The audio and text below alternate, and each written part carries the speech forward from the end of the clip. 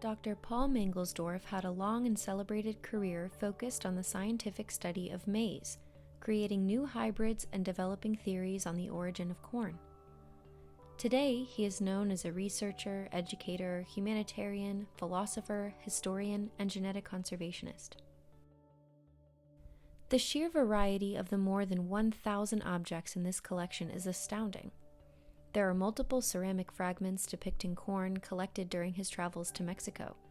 Dishes, vases, and utensils feature images of corn or are even shaped like corn themselves. A delicately carved and highly detailed ivory ear of corn from Japan dates from the 1800s and is especially impressive. Among the more surprising corn objects are Christmas tree lights, a harmonica, a tie clip, and even a corn-shaped straight razor. Only one item contains real corn, and that is a small glass vial holding an incredibly tiny ear of corn less than 1 inch long. Paul Christoph Mangelsdorf was born July 20th, 1899 in Atchison, Kansas, to parents August and Marie. His father developed a successful seed and plant raising company after immigrating to the United States from Prussia as a young boy.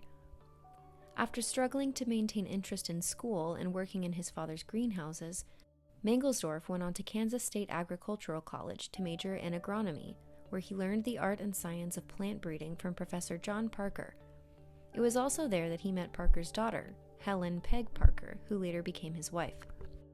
Urged by Dr. Jones, Mangelsdorf enrolled in the Bussey Institution at Harvard to study under another great plant geneticist, Edward Murray East. After his graduation from Harvard in 1926, Mangelsdorf joined the staff of the Texas Agricultural Experiment Station at College Station as an agronomist for corn and small grains. Mangelsdorf's breeding of corn at Texas led him to a natural interest in two widely distributed but little-studied weeds with similarities to corn, called Tripsacum and Teosinte. But these two wild grasses are common in Mexico, and Tripsacums are found occasionally from the U.S. East Coast to Kansas. Many indications, especially the fact that maize cannot scatter its own seeds and therefore cannot compete in the wild, pointed to the deduction that maize as we know it cannot have evolved on its own, but must be essentially man-made. In 1939, Mangelsdorf and Robert Reeves published the tripartite theory of the origin of maize. This theory stated that the ancestor of cultivated maize was a form of pod maize.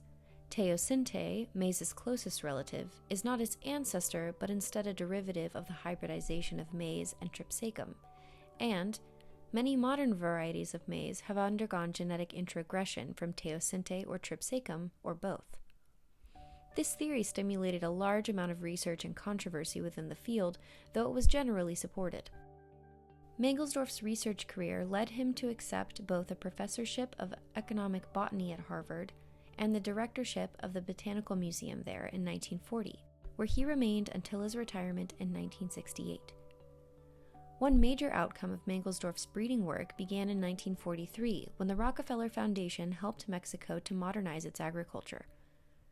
Richard Bradfield of Cornell University, E.C. Stackman of the University of Minnesota, and Paul Mangelsdorf of Harvard, who headed the project, formed a survey commission. They traveled through 16 of the 35 Mexican states to study its agriculture firsthand. As a result of their report, the Mexican Corn Improvement Program became a great success and raised the yields of corn and wheat so dramatically that Mexico became a grain exporting country for a short while. This program eventually grew global support and evolved into the International Mexican Corn and Wheat Improvement Center in 1959. After the success of this program, the same group made similar steps toward improving the yields of rice in the Far East, with Mangelsdorf taking part again in the initial survey. This resulted in the International Rice Research Institute, which began operation in 1962. The dramatic increases in the world's grain production that these two institutions developed has been popularly termed the Green Revolution. From 1922 to 1985, Dr. Paul Mangelsdorf published with his students about 100 papers dealing with topics on plant breeding and the origin and evolution of maize. After his retirement from Harvard in 1968, Mangelsdorf continued to lecture on useful plants at the University of North Carolina at Chapel Hill, and continued to write, study, and grow maize. Dr. Mangelsdorf donated his and his wife's entire collection of corn objects to the Gregg Museum of Art and Design in 1981. Former NC State Chancellor Thomas, who had been a laboratory assistant in Mangelsdorf's class in economic botany at Harvard, was largely responsible for persuading Mangelsdorf to donate his collection to the university, as NC State has done substantial research in corn.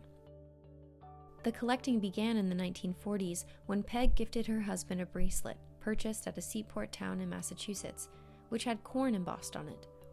When asked about the collection in an interview in a 1986 edition of the Raleigh Times, Dr. Mangelsdorf said, "Men are not accustomed to getting bracelets, so it caught my attention. It was quite a pretty thing. I've never seen another one like it." Once we started to collect, our friends got interested too, and they began to find things for us.